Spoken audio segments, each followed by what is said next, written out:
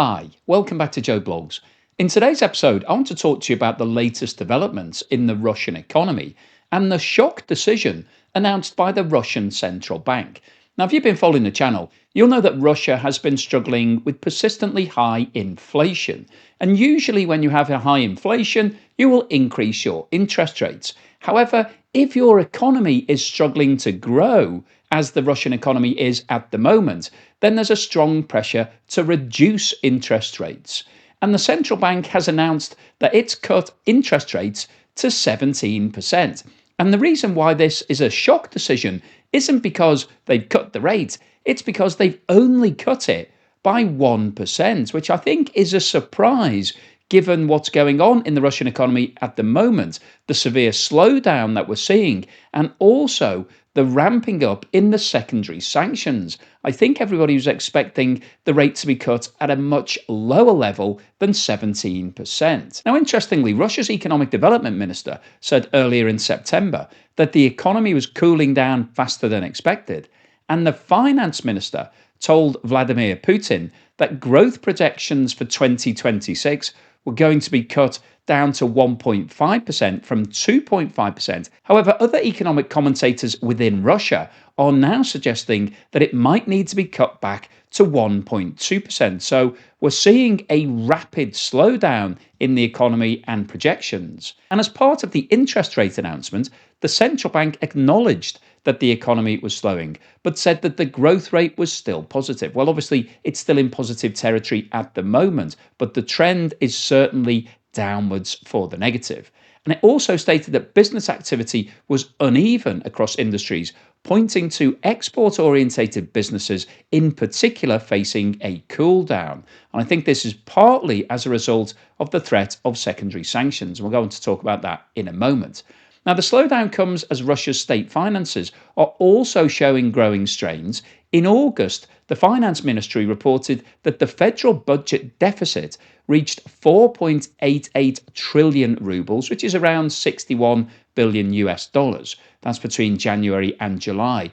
And that figure is already worse than the Russian government's full year deficit for 2025. So that means that Russia will need to pull back some of that loss in the second half if it's going to come in at its original full year target. And realistically, that's not going to happen. And at the same time, weaker global oil prices, a stronger ruble, and mounting Ukrainian attacks on Russian oil storage and pumping sites have eroded export earnings. So things are not looking good at the moment for the Russian economy.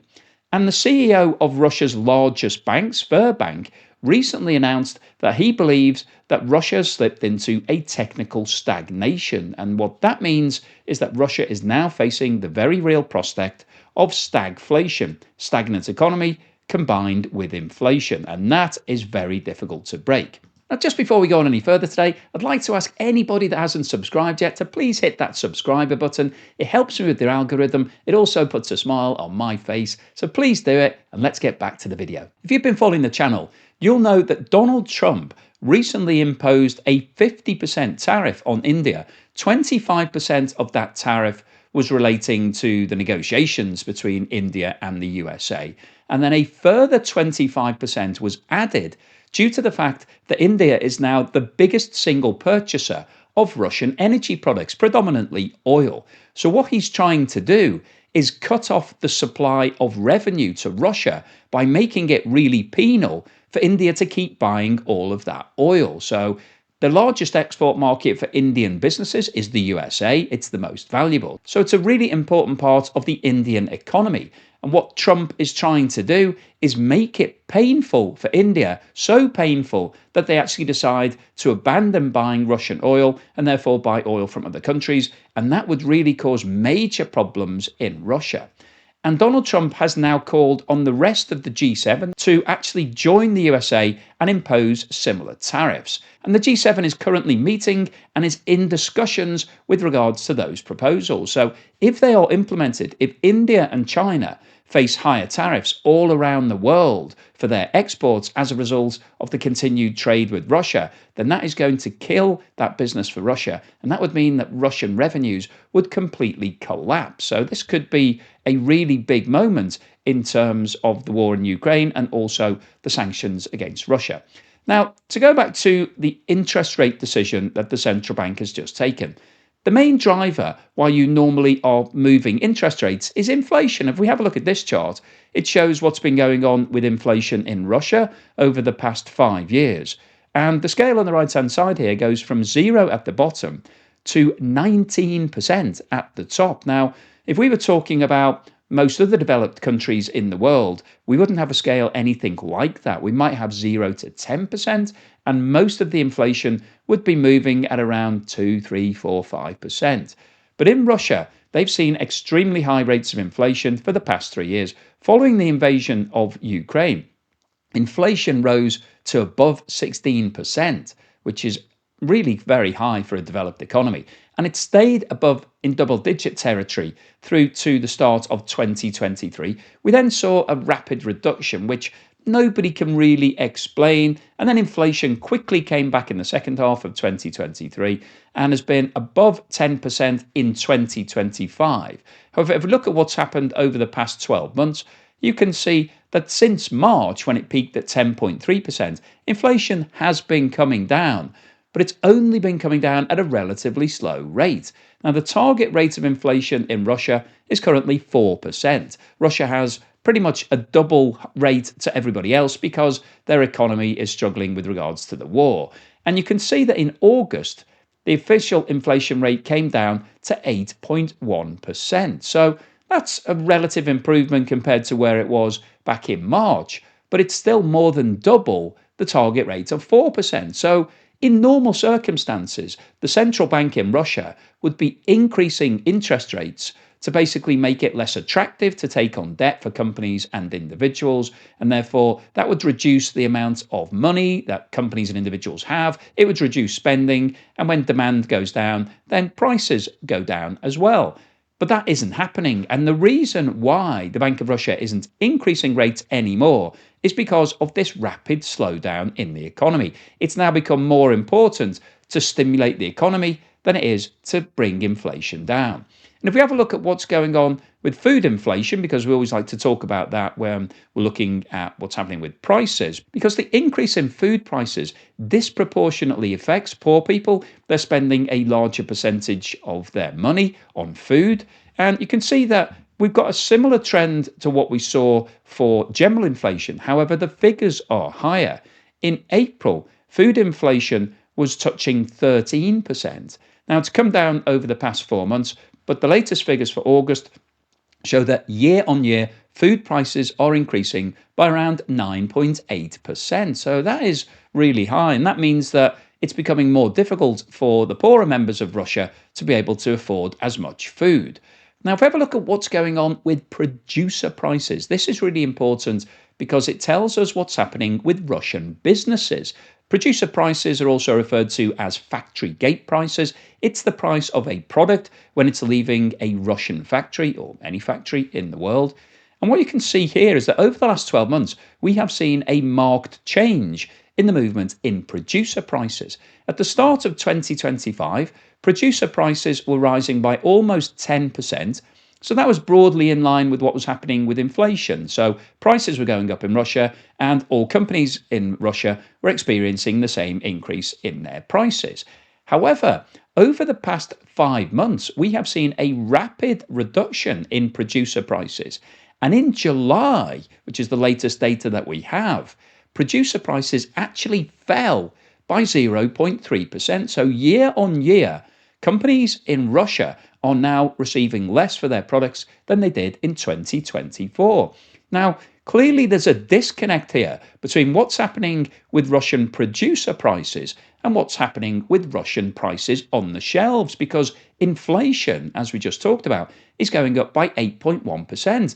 But Russian companies are seeing a reduction in the price that they're selling their goods for. So what that tells us is that the inflation in Russia isn't being driven by an increase in prices at the factory gates. What it's being driven by is two things. Firstly, an increase in wages, which is being driven by the fact that Russia has converted itself to a wartime economy. So lots of businesses in Russia are being sponsored directly by the Kremlin. They're being paid to produce things for the war in Ukraine, all of those companies are at maximum capacity. They're taking on as many staff as they can. And in order to recruit people, they're actually increasing wages. Now, those wages are increasing across the board. So Russian companies are experiencing that increase in wages. They're competing for staff. And so they've had to cut back their prices to offset the increase in wages. But the other thing that's also driving up prices in Russia is the increase in import costs. As a result of the continued sanctions against Russia, it's becoming more difficult to source things, and everything they can source is becoming more expensive. So we've got a disconnect here between what's happening for Russian companies and what's happening to prices in Russia. And that's bad news for the economy because, firstly, it's driving up inflation. So that's a problem for the Russian central bank. But for Russian companies, they are seeing a loss of profits. You can see here from this chart, the rapid reduction in producer prices is basically the Russian companies having to swallow the increase in prices that they're seeing. So when they're paying higher wages, when they're paying more for imported raw material costs or anything else, then they're just having to absorb that. This is cutting Russian profit margins and pushing a lot of Russian businesses into losses. And this is now becoming a real problem. And this is one of the drivers as to why the economy is slowing down so much. Now, in terms of what the expectations are for inflation, this survey is taken every month amongst Russian consumers and businesses as to what they're expecting prices to do in future months. And you can see that the expectation in Russia for August, and this was taken in July, was that inflation would come in at just under 13.5%. Now, the actual level was 8.1 that's been reported, but that's not what people are experiencing. So there's a question mark here as to whether the official data is recording the real movement in prices. People in Russia are not feeling that inflation is going up by only 8.1%. Their view is that it's going up by more than 50% higher than that, 13.5%. And that really tells us the story as to what's happening with prices. Now, in terms of what's gone on with interest rates, this chart shows the movement over the past 5 years. And as you can see on the far right-hand side, the rate is now down to 17%. But interestingly, what we saw before the war started was that rates were sitting at 8.5%. The central bank then increased them to 20% on an emergency-only basis. They then came back down rapidly over the next 6 months to 7.5%, which was actually lower than it had been before the war started, which there's a question mark as to whether or not that was the correct thing to do. We then saw rates increasing rapidly in the second half of 2023 and through 2024, up to a high of 21%. And the reason why the central bank was doing that was to try to combat that rising level of inflation. That was working. We saw inflation starting to come down, not rapidly enough. Maybe interest rates would have had to go to 30 or 40% to get the inflation down to the 4% target level. But over the last few months, we've now started to see these rate cuts. And this tells us that the Russian economy is really struggling right now, because the last thing that the central bank would want to do at the moment, with inflation being more than twice the target rate, is to cut its interest rates. We've seen that resistance in the USA. The Fed, Jerome Powell, has been resisting the calls from Donald Trump to reduce interest rates. He just basically didn't want to do it because he was worried about what was happening with inflation. And we've also seen that in many other countries. So the Russian central bank has now realized that the problems in the economy are overriding what's happening with inflation. And if we look at how the interest rate in Russia compares to the rest of the G20, notionally the largest 20 economies in the world, you can see that Russia is sitting at number 3 on this table. The only two countries that have a higher interest rate than Russia are Turkey, where it's just under 41%, and Argentina, where it's 29%. And if you follow the channel, you'll know that both Turkey and Argentina are in a state of economic crisis at the moment, as is Russia. Now, the next highest rate on this list is Brazil, where it's 15%, and then nobody else in the G20 has an interest rate above 7.75%. So that really puts into perspective the problems in Russia. I get a lot of comments from people saying there's no issues in Russia, you're talking a lot of rubbish, the economy is actually booming, it's doing really well. Well, if it was, I don't think the interest rate would be sitting at 17%. That is not normal for a developed economy. When your interest rate goes above 5%, I think there's questions asked as to what's happening. When it goes above 10%, there are some serious questions. When it goes above 15%, then that tells you that the economy is out of control. Now, Russia's bringing it back down, but the only reason it's doing that isn't because it's got on top of inflation. Inflation is still out of control. It's doing it because the economy is struggling right now. So what's the summary and conclusion today? Well, I wanted to post this video because obviously we've been following what's happening in the Russian economy for a long time.